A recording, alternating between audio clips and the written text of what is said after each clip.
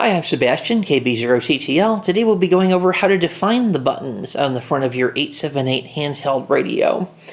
These buttons are definable inside the CPS software. We can define each of the function keys on the front of your radio to complete a specific function.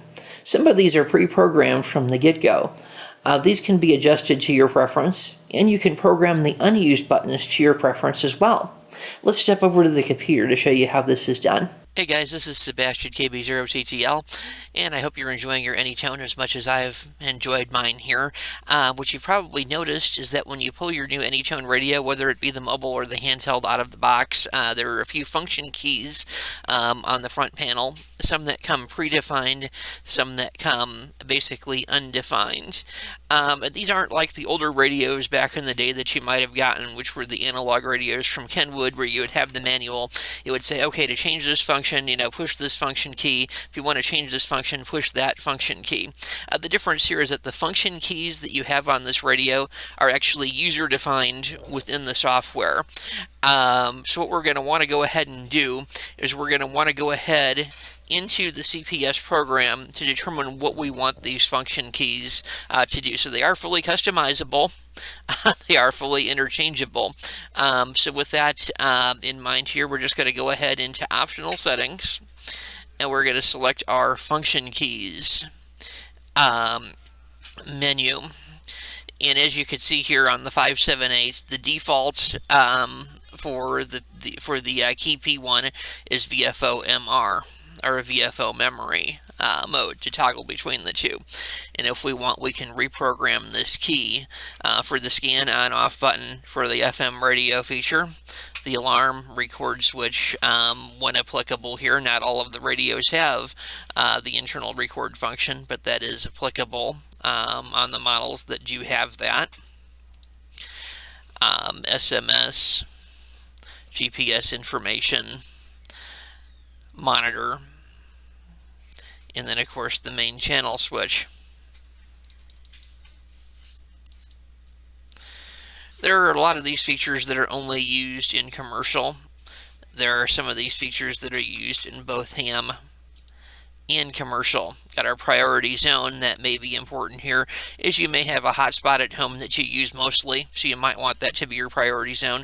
Or if you're using the radio for public works or something outside of the ham community, you might want that on your priority zone, and you might want to be able to go ahead then and switch to other zones as needed. But you want that zone to be the one that always comes up on your screen, so that's a good one to know here. Just scrolling down here. APRS type switch, that's a good one to have if you use the APRS function, APRS setting, the GPS and the Bluetooth. Of course, you can even set one of these buttons to toggle it on and off here. Notice you have your short press definition, you have your long press definition. Okay, so for short press, that is literally what you do. It's just a short press of the button gets you the short press function. Then the long press, if you hold it for a second or two, that gives you the long press function on the same function key. So honestly, what that does is that gives you a dual function then for each of the programmable function keys on the front of your radio.